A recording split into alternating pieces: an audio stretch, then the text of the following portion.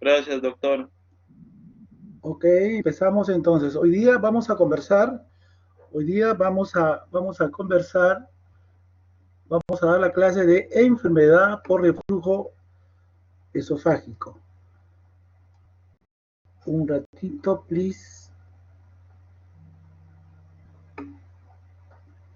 Ya.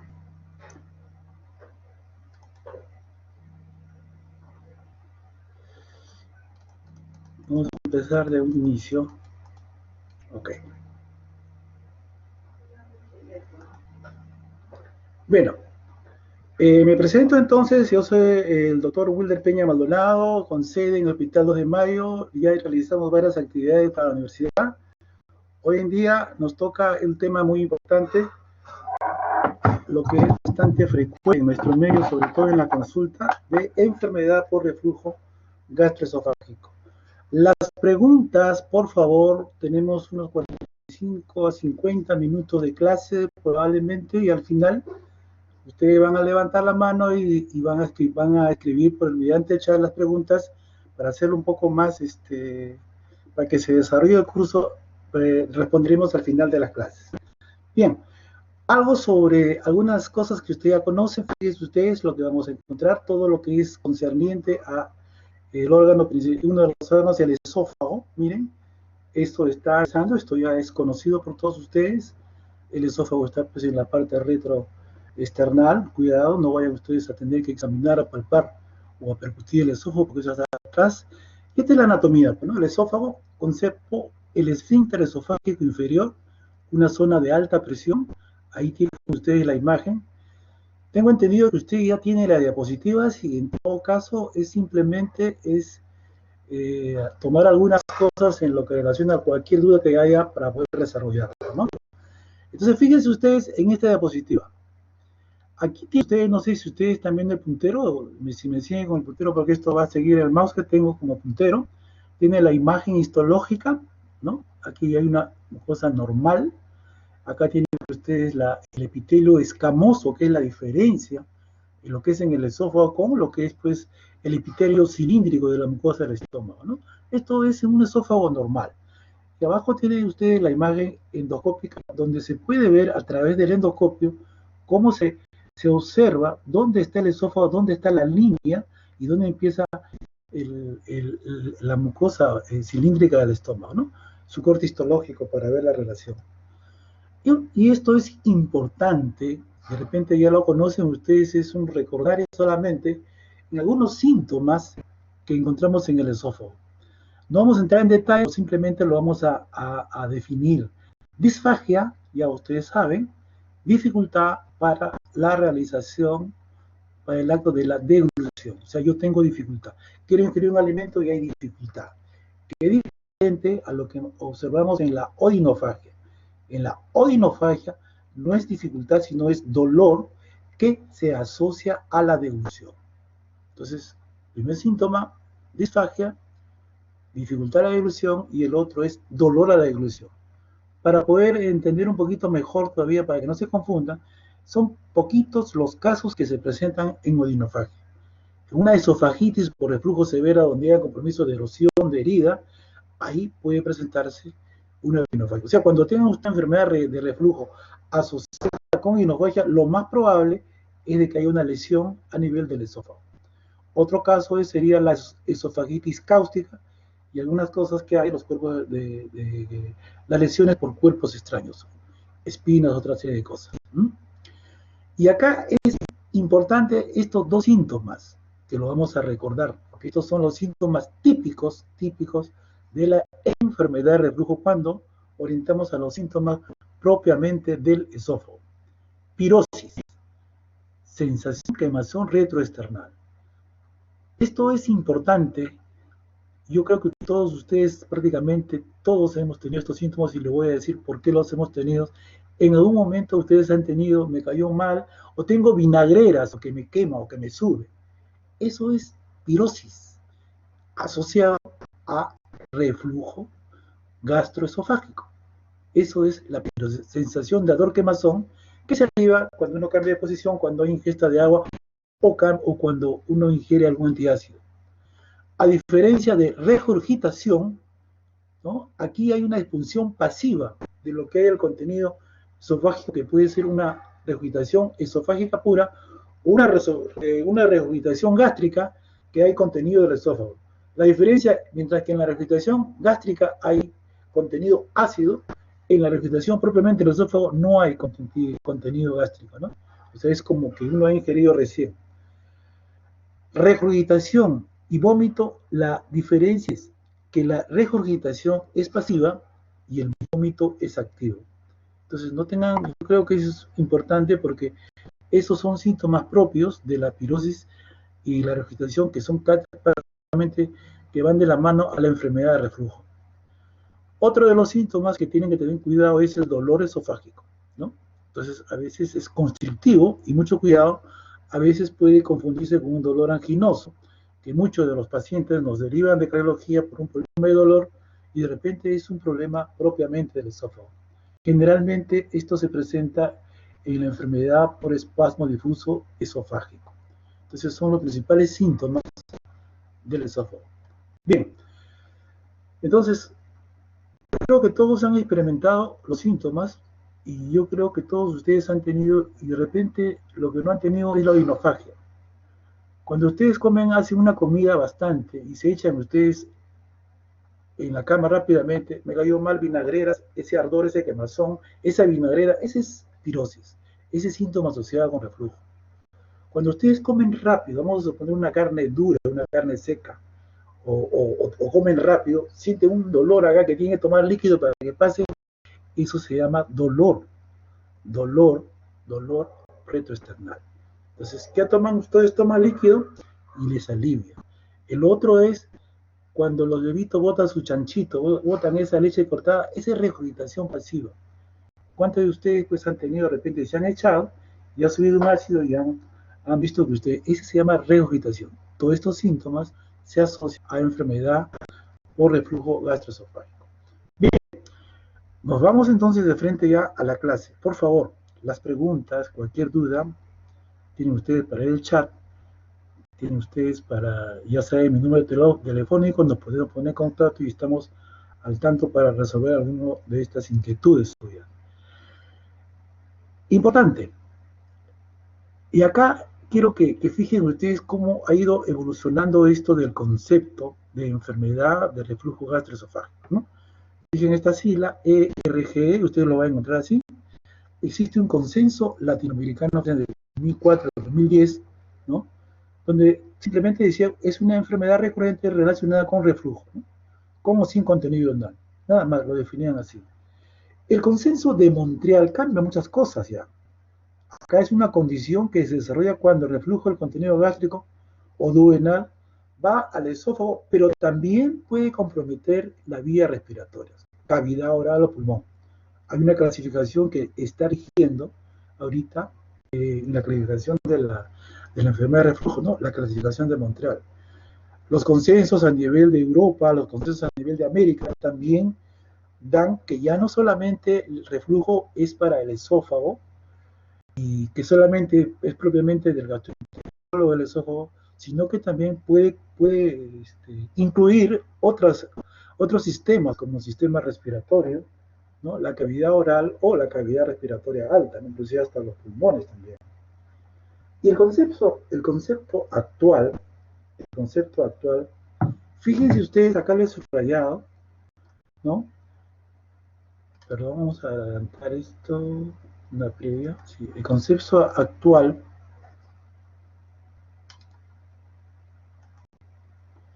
donde aquí ya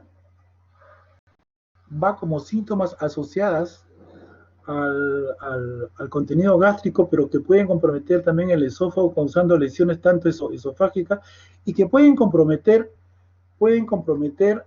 no solamente el esófago y el estómago, sino que acá refieren como una mejor calidad de vida. Por eso les subrayado una mejor calidad de vida. Entonces aquí ya incluye esto una cosa más adelantada. O sea, el concepto actual, ¿no?, es ascenso del contenido gástrico o gastroduodenal por arriba de la unión gastroesofágica que causaría síntomas o lesiones que llegan a afectar la salud y la calidad de vida en los individuos que la presentan. Bien, esos son en relación a los conceptos, ¿no?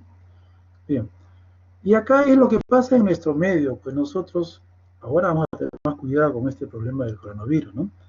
Los excesos de comidas y bebidas pueden causar reflujo en un sujeto normales. ¿Quién no ha ido pues a comer un buffet? ¿Quién no ha ido a comer hasta comido muy rápido? Entonces estas cosas pueden influenciar para que haya reflujo, ¿no? Entonces el paciente con reflujo puede tener síntomas que lo normal porque algo le ha caído mal, ¿no? ¿Cuándo se convierte patológico? Cuando ya persiste, se hace más continuo y puede haber lesiones, entonces hay lo que llamamos nosotros la esofagitis. Entonces ahí cambia, ¿no? Ojo, la enfermedad de reflujo es una de las enfermedades más comunes del aparato digestivo. Bueno, aquí supera otro tipo de trastornos como el intestino irritable, que es más frecuente, ¿no? Siempre en una consulta médica, siempre van a haber síntomas asociados con reflujo gastroesofágico. Bien, las definiciones están acá, no sé si están viendo la imagen, ¿no? Reflujo gastroesofágico simplemente es un flujo retrógrado del contenido gástrico hacia el esófago. La enfermedad, cualquier condición que ya implica clínica, ¿no?, o alteración histopatológica que van a resultar de los episodios de reflujo. La esofagitis, aquí ya hay daño de la mucosa del esófago. Generalmente pues uno puede ver eso a través del endoscopio, ¿no? Más o menos son unas 30% ocurren en la enfermedad de reflujo gastroesofágico. Hay otro concepto, la enfermedad de reflujo gastroesofágica refractaria. Hay síntomas de reflujo gastroesofágico a pesar de haber recibido 8 semanas de tomar correctamente los inhibidores y la cosa sigue los síntomas. A esto lo denominamos esofagitis de reflujo gastroesofágico refractario. Entonces yo creo que los conceptos están dados, los consensos están dados y tenemos que ver la actitud a seguir, ¿no? Bien, la clasificación. Esta es la que rige el consenso, la creación de Montreal. Por favor, esta lámina, fíjenlo bien ustedes, no solamente como lámina, sino para que fijen los conceptos, ¿ok? Entonces, por una parte, van a tener ustedes la parte propia que nos corresponde a nosotros, los grandes síndromes esofágicos, ¿no? El síndrome de reflujo típico, que vamos a desarrollarlo. Hay un síndrome de dolor. Las fagitis, los síndromes de congestión esofágica, perdón, ¿no? Las estenosis, el esófago de Barrett, y una serie de actividades que pueden hacer.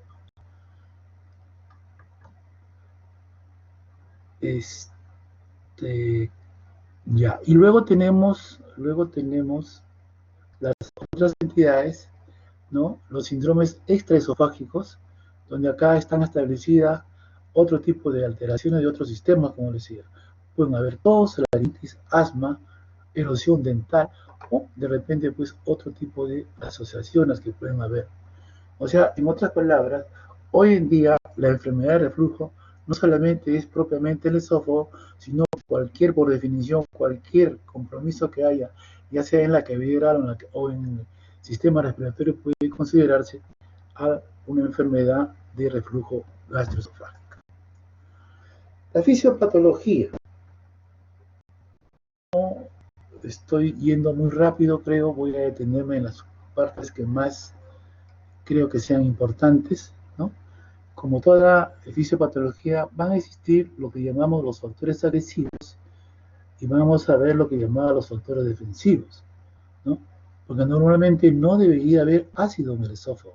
Algo debe estar fallando para que ese contenido gástrico o ese ácido que hay en el estómago o ese contenido biliar que hay en el estómago pueda ir en un sitio que le corresponde, ¿no? Entonces, ¿cuáles son los factores agresivos? La pepsina, las enzimas pancreáticas, el ácido clorhídrico y también, por qué no decir, la bilis. ¿Y qué cosas nos refuerza? El aclaramiento, la saliva, la posición que tenemos, el acto mismo de la deglución y la barrera de la mucosa. No se olviden que nosotros en el epitelio de los ojos tenemos epitelio, ¿no? poquito más es como la cavidad bucal, solamente le falta, pues, tienen varias capas musculares, varias capas de células. O sea, tiene que haber un equilibrio para eso. Entonces, fíjense ustedes, ¿no? Tiene que haber un balance entre los factores agresivos, que hemos dicho, y los factores y las fuerzas defensivas. La enfermedad de reflujo, en relación a prevalencia, es una enfermedad frecuente, aunque su prevalencia a veces no se estimula bien. Nosotros somos en Latinoamérica, no tenemos una estadística como que tienen otros países, como Europa, por ejemplo, ¿no? Donde tienen mucho más, hacen un seguimiento mucho más, y las estadísticas son un poco más, más completas, más fidedignas. Se cuentan con escasa literatura sobre la prevalencia del reflujo en relación a la prevalencia. Existe una revisión, ahí le voy a dar la bibliografía. Evaluó algunos estudios de prevalencia en la región, 8 estudios en total más o menos, argentinos, brasileños. Concluyen que la región en nuestro medio, estamos hablando de en Latinoamérica, más o menos es la prevalencia de un 3 al 11%, a 11 punto, diríamos un 3 al 12%, ¿no? Entonces es variable para eso, pero no hay que dejarlo de tenerlo en cuenta. ¿Cuáles serían los factores de riesgo? Cuidado, una cosa es factores de riesgo para desarrollar la enfermedad y lo otro serían los factores que favorecen o en todo caso que exacerban el reflujo, ¿no? La obesidad se ha visto pues, en los pacientes con obesidad, el embarazo o cualquier cosa que haya con hiperpresión abdominal, o sea, cualquier actividad donde haya presión abdominal, lo más probable es que a eso vaya a aumentar riesgo para que haya reflujo. El tabaco y el alcohol también, porque en algunas formas van a disminuir la presión a nivel del esfínter esofágico y eso va a ocasionar reflujo también. Algunos fármacos, como los AINES, algunos nitritos, influyen bastante en, en el esfínter, sobre todo en relación a la hipotonía. Y la otra es un factor anatómico. En pacientes donde hay hernia hiatal por deslizamiento, es más probable que tengan reflujo gastroesofágico que en pacientes normales. Quiere decir que yo tengo un paciente que tiene diagnosticado de una hernia hiatal, ese paciente también tiene una posibilidad más que un paciente normal para hacer enfermedad de reflujo. ¿Cuáles serían los factores que favorecen o exacerban? Aquí sí es ya propiamente de nosotros el alimento, ¿no? Las grasas, el chocolate, el café, el alcohol, la cirugía gástrica, la manga gástrica, ¿no? Aunque a veces las evidencias están tan pobres que a veces pueden ser individualizadas para cada alimento. O sea, en otra palabra, cuidado con las grasas, cuidado con el chocolate, el café y el alcohol, que pueden exacerbar o favorecer el reflujo. En cuanto al helicobacter, esto sí creo que ya está estudiado, aquí no participa en la fisiopatología de la enfermedad de manera directa, por lo que su reducción no debe ser considerada como parte del tratamiento. Alguna vez dijeron que qué hacemos con el helicobacter, es otro tipo de fisiopatología. Entonces lo dejamos al helicobacter cuando hagamos las clases de enfermedad ácido péptica, cuando se haga la clase de úlcera péptica o de gastritis, propiamente dicho. Entonces eso sería en relación a los factores de riesgo. Entonces, la fisiopatología de las manifestaciones extraesofágicas, o sea, los síntomas o los síndromes que ocurren ya no solamente directamente en el esófago, sino pues en la cavidad orofaringea o en la vía respiratoria, sería daño directo del ácido sobre la mucosa. Eso quiere decir que el ácido sube, sobre todo eso ocurre cuando el paciente está descansando, cuando está durmiendo, y de repente se despierta con una tos seca o que se quiere curar, y de repente está refluyendo ácido, ¿no? O episodios de micro y broncoaspiración. Muchas veces nosotros a veces hemos tenido ese tipo de actividades y amanecemos con el ácido en la almohada, entonces eso significa que el contenido gástrico o el reflujo ya ha habido contacto directo, ¿no? Bien, entonces también la distinción del estómago con un reflejo bajo vagal también genera broncoespasmo y sintomatología asociada. Entonces, básicamente es daño directo, ¿no? Bien, entonces fíjense ustedes, volviendo ya a la fisiopatología propia, ¿sí? existen pues enfermedades protectores y agresores, ¿no es cierto? Fíjense ustedes, la enfermedad por reflujo gastroesofágico, ¿no? Cuando está todo protegido se ve la mucosa normal, la que lo viene, se ve la línea dentada acá, donde ya empieza, esto sería la mucosa normal del estómago, pero cuando se inclina los agresivos, los agresores, ¿no? Fíjense ustedes cómo se vería el esófago, ¿no? Ven ustedes unas erosiones, ¿no? Que esto tranquilamente se puede evidenciar mediante un estudio endoscópico. ¿Bien? Entonces, esto sería cuando prima, ¿no? Ahora, ¿cuándo es un reflujo fisiológico versus patológico? ¿No? Cuando uno come bastante, lo fisiológico son generalmente de corta dirección. A veces muchos toleran bastante comida, no pasa nada, y acá no ocurre durante el sueño, ¿no? En cambio, cuando es un reflujo patológico, aparece en cualquier momento del día, es de larga duración, aquí la calidad de vida es muy diferente, ¿ya? Es aburrido, puede ocurrir durante el sueño. Imagínense ustedes que tuvieran pirosis, esa sensación de manera persistente, ¿no? Eso ya es patológico y eso pues altera todo el sistema de totalidad y estos son los que requieren una atención especializada, ¿no? Entonces, el reflujo es fisiológicamente. ¿Quieren tener ustedes? Comen bastante y échense en la cama y van a ver ustedes que no es que me cayó mal, sino que tengo manera, sino que no digirió, lo normal en el estómago no pasó, el vaciamiento gástrico no pudo vencer y tuvo que refluir para compensar. Fisiológico y patológico.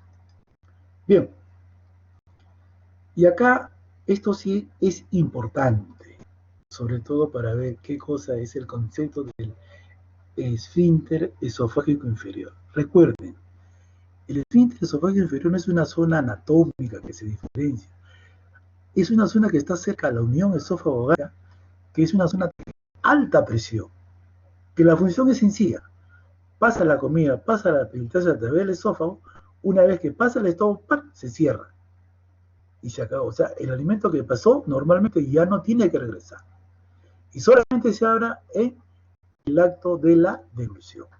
Pero ¿qué pasa acá? Entidad, el esfínter esofágico es una entidad fisiológica que más o menos es unos 3 a 5 centímetros de longitud, ¿no?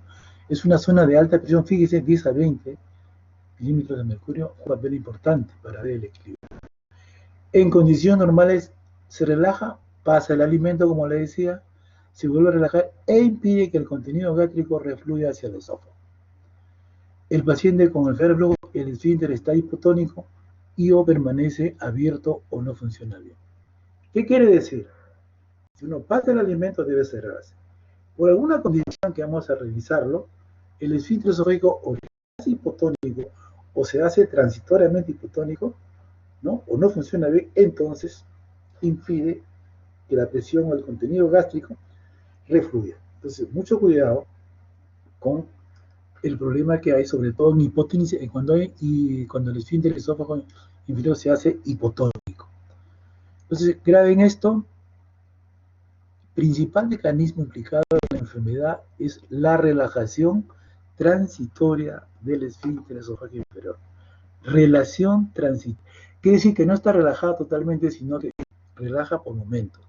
Esa sería las revisiones que hemos realizado últimamente, ese sería el principal mecanismo de fisiopatología de la enfermedad de reflujo, ¿no?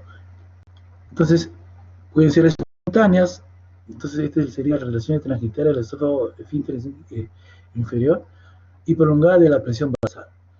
¿Qué la desencadena? La distensión gástrica a través de un mecanismo vasovagal. Ese es el principal, o sea, básicamente, algo que ahí aumenta la presión, entonces baja la presión, ya no se relaja como debe ser, entonces cumple su función. Y esto se rige a través de un mecanismo vasovagal. Entonces, repito, principal mecanismo, relajación transitoria del esófago, del esfínter esofágico inferior.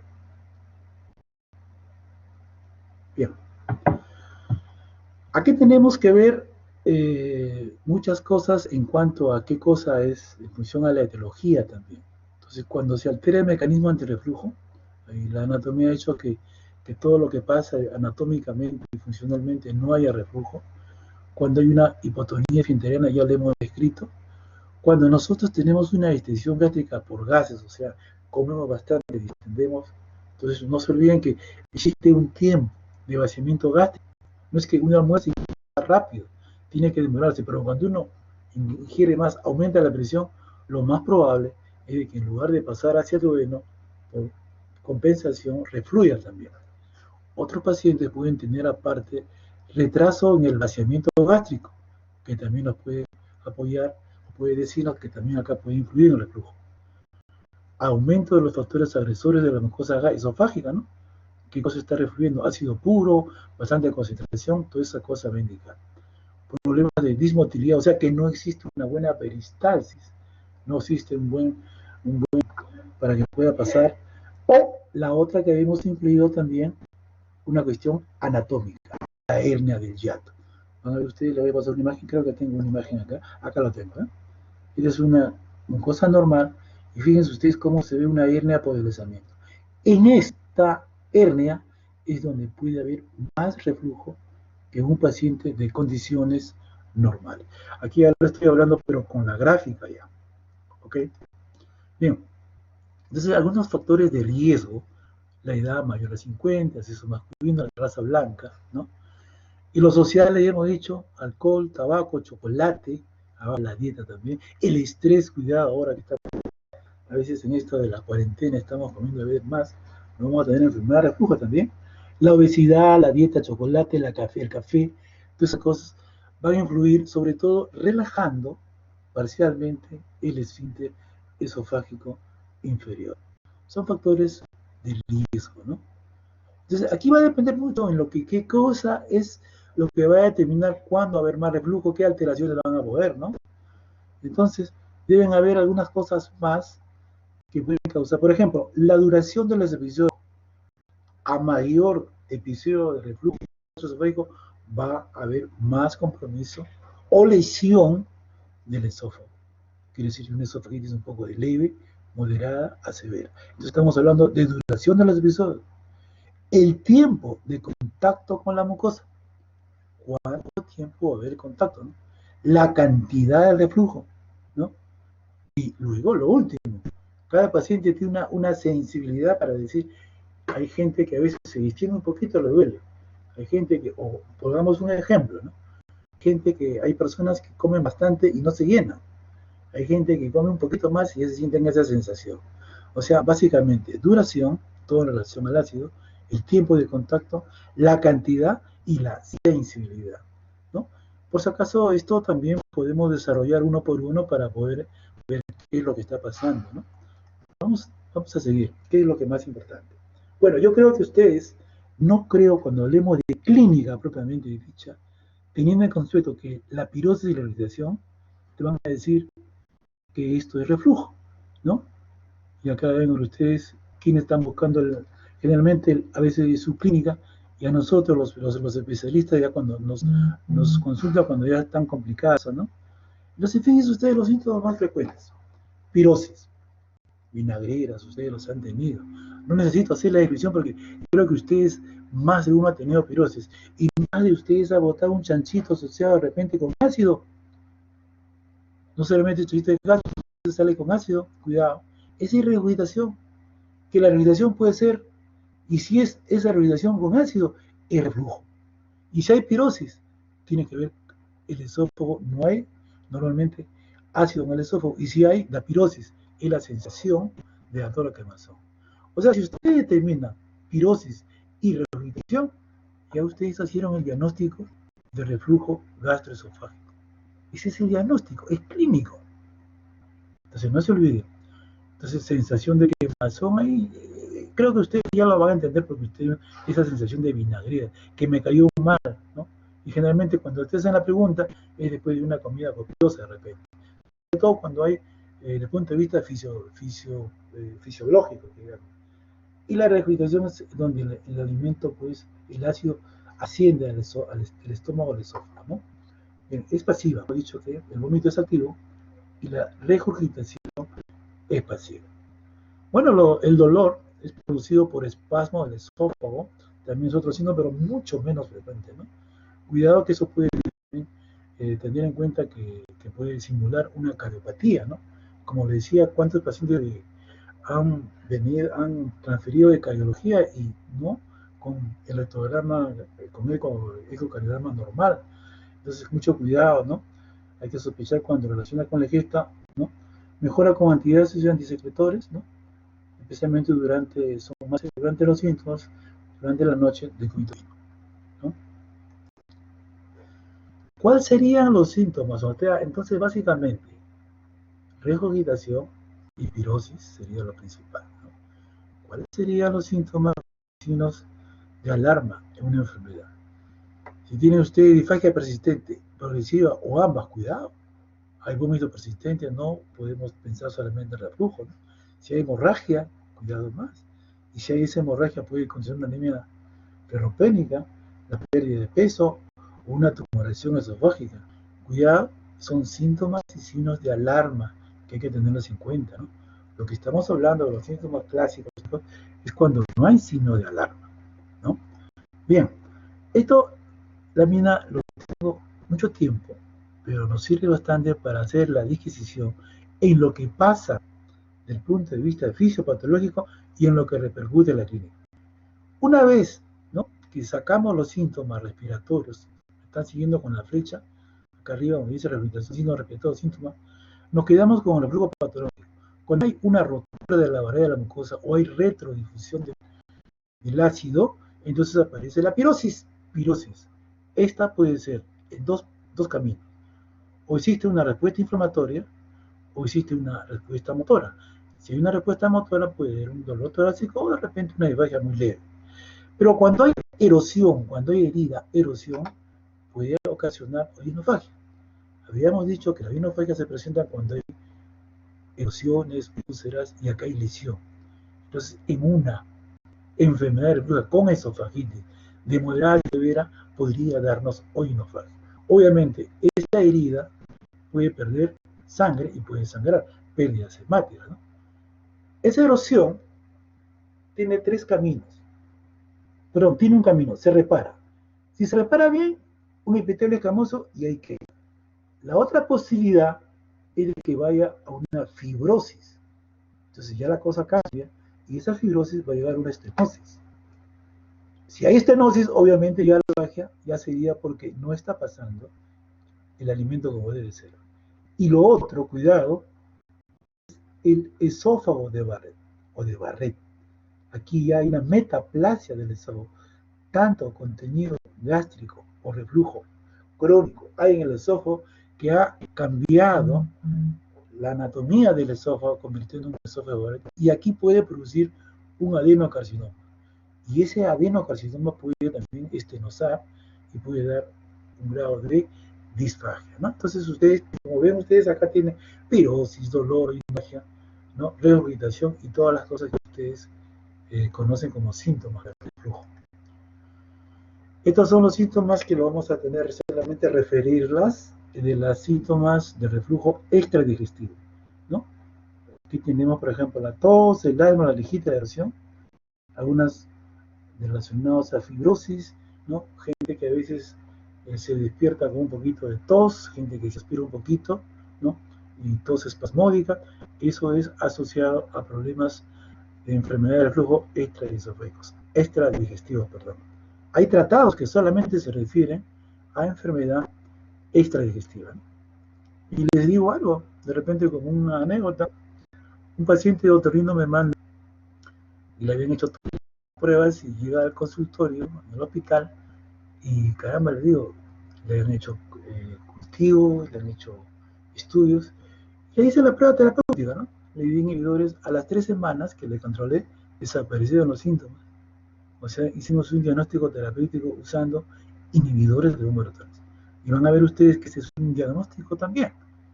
Si usted da un tratamiento en 4 semanas y mejora con inhibidores de humorotones, y está corroborado que ese es el diagnóstico. Estamos hablando de una manifestación extradigestivo. Por supuesto que todos los pacientes que van a otorrino no van a tener reflujo, ¿no? Bien. Y ahora, no creo que tengan ustedes problema con el diagnóstico clínico, por favor. Este curso es clínico.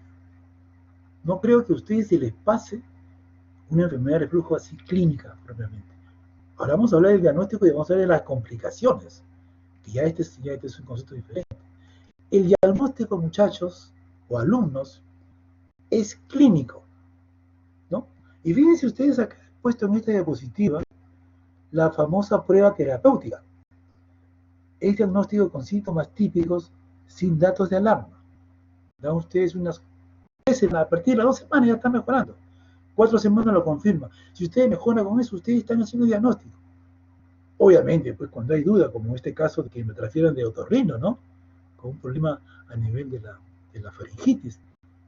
Pero un problema de un paciente que te viene que doctor, yo tengo pirosis, tengo esto, no le vas a dar pues una terapéutica. Ya usted está diagnosticando, ¿no? De frente le dan un tratamiento, ¿no? Los otros tipos de diagnóstico, o sea, yo no quiero hacerme problema con lo clínico porque ustedes son clínicos ya. Es la endoscopía y van a tener ustedes en qué momento se van a dejar la endoscopía, ¿no?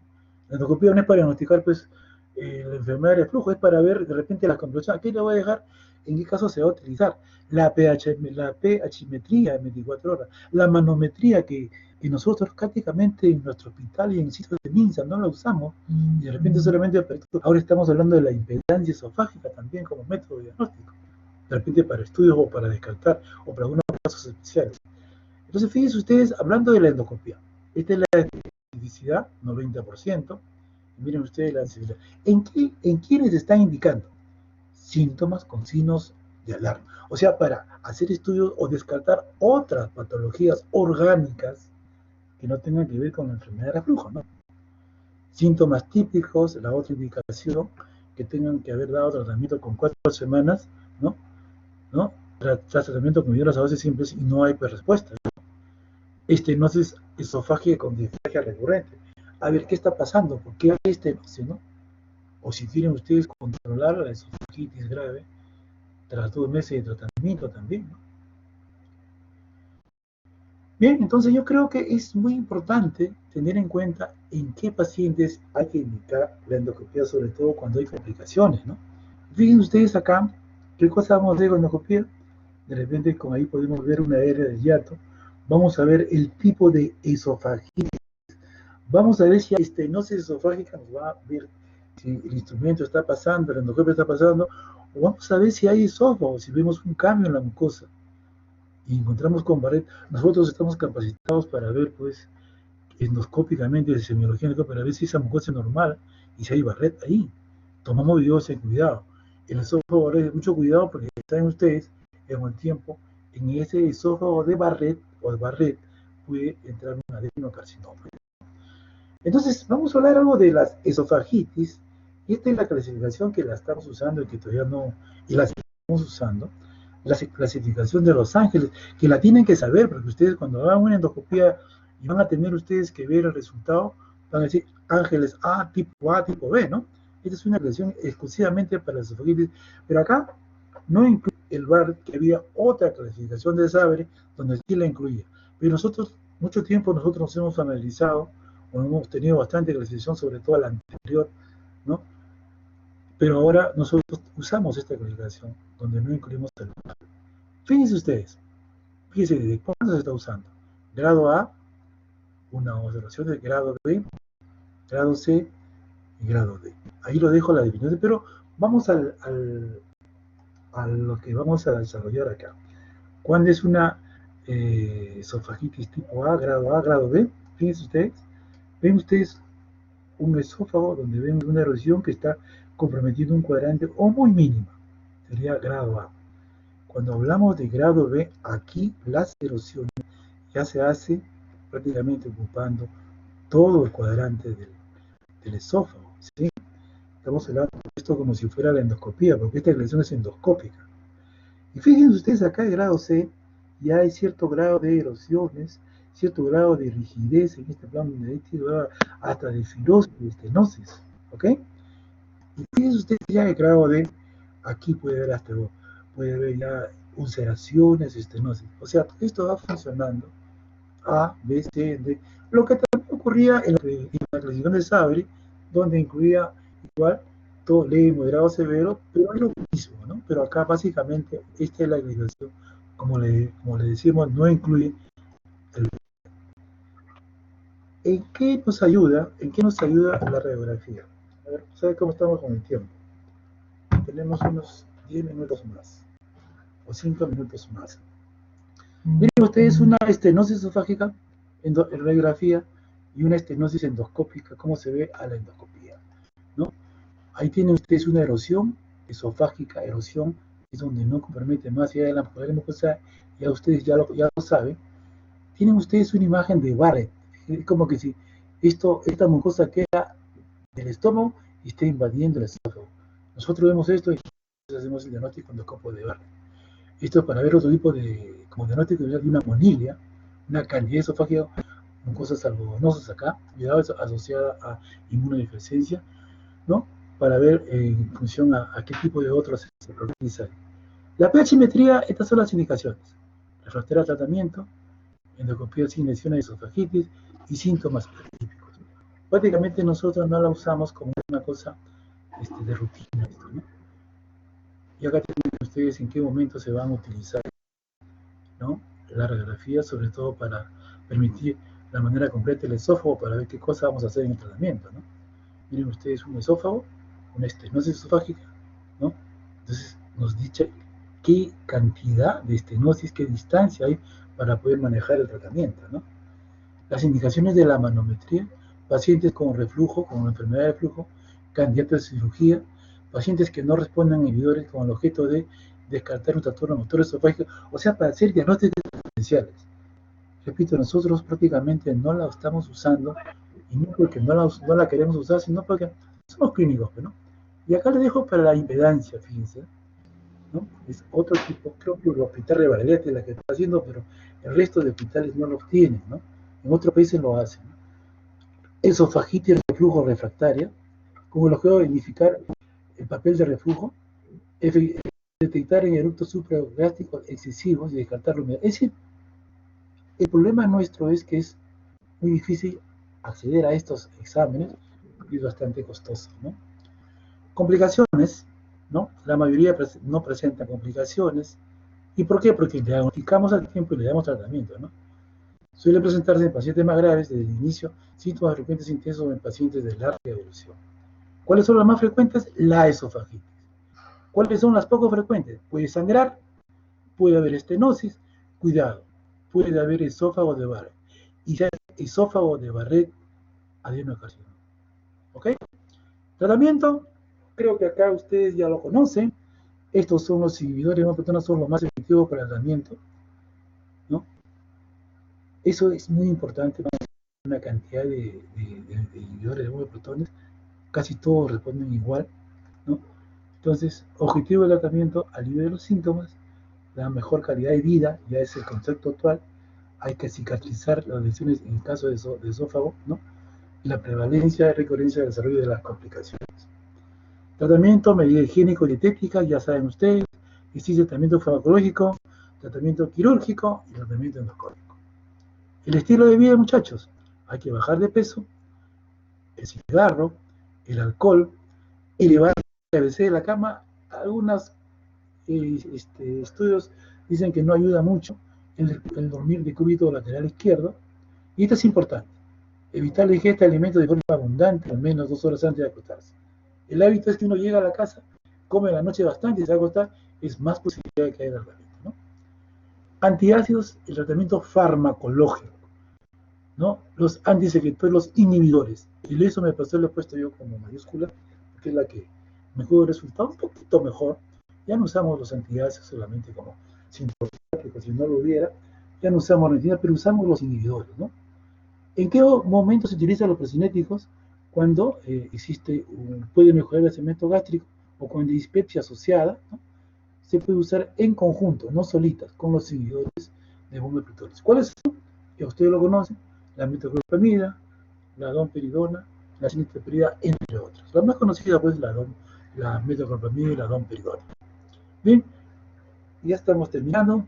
Ahora tienen ustedes el omeprazol, pantoprazol, lansoprazol, el esomeprazol. ¿Cómo son las dosis normales, las dosis estándar y dosis alta? Ustedes lo tienen en sus diapositivas y les voy a mandar Esto que acá tienen ustedes cómo es la dosis estándar, cómo es la doble dosis y cómo pueden dividir la dosis. Generalmente las dosis tienen que ser doble. Si una dosis terapéutica que se usaban 4 semanas, en una enfermedad de flujo utilicen doble y utilicen 2 meses o 8 semanas, dependiendo del grado, y duplicando la dosis. Y van a ver ustedes que la respuesta va a ser inmediata. Esta es una tablita que me pareció muy interesante, una enfermedad erosiva. Ya va a ver todo esto en función a la clasificación de Los Ángeles, tratamiento por 8 semanas, suspender, recaída, considerar mantenimiento. Una serie de tratamiento de 8 semanas, considerar nueva endoscopía, terapia y recién la cirugía, si es que no responde. Generalmente responde y no hay problema, ¿no? Eh, tener en cuenta que el tratamiento con inhibidores puede fallar en algunos pacientes debido a que sus síntomas no son causados por reflujo ácido. O sea, todo lo que refluye no solamente es ácido, pues, puede también ser un poco débil, la cosa hay que condicionar eso. Hay que tener en cuenta, ¿no? ¿Para quienes están reservados tratamiento quirúrgico?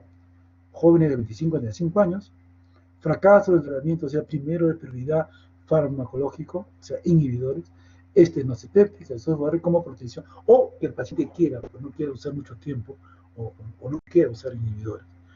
Prácticamente son mínimos los casos que mandamos a cirugía porque responden finalmente al tratamiento. El endoscópico básicamente hay dilataciones como una complicación, dilataciones de una estenosis. Miren ustedes una imagen endoscópica como de una estenosis. Ahí tienen ustedes una estenosis en el radiografía y viendo endoscópicamente un sangrado que son las complicaciones. Acá tienen ustedes una luz predilatación y una postdilatación. Estos son los dilatadores que tenemos nosotros de ojiva metálica. Estos son los dilatadores que tenemos nosotros neumáticos. Acá lo tienen. Entonces, ¿no? Es importante. Dilatamos, rompemos y vamos dilatando y es una solución. Eso, Aló. sí, Sí, dígame. terminamos. Esófago de Barrett, epitelio esófago. Ven ustedes acá un esófago de Barrett. ¿Okay? 4:40 vas a estar llegando a la tienda. Ya terminamos entonces. Terminamos Ya. Ya, sí, entrégalo nomás. ya, listo. Epitelio de Barrett, seguimos, acabamos con esto, con cáncer y terminamos los estudios. Ah, ya, genial. A buena hora. Muchas gracias. Justo estamos a nivel ahora. Bien, si quieren hacer algunas preguntas, please. Ya. Sí. Más bien, si puedes regresar un poco antes, genial. Pero igual voy a avisar. ¿Ya? ¿Ok? Yo también tengo hambre, no he almorzado. Ya, aviso ya que se vas a llegar a las 4:40 o menos. Ya, listo. Ya, ok, gracias. Sandra, apaga tu micrófono.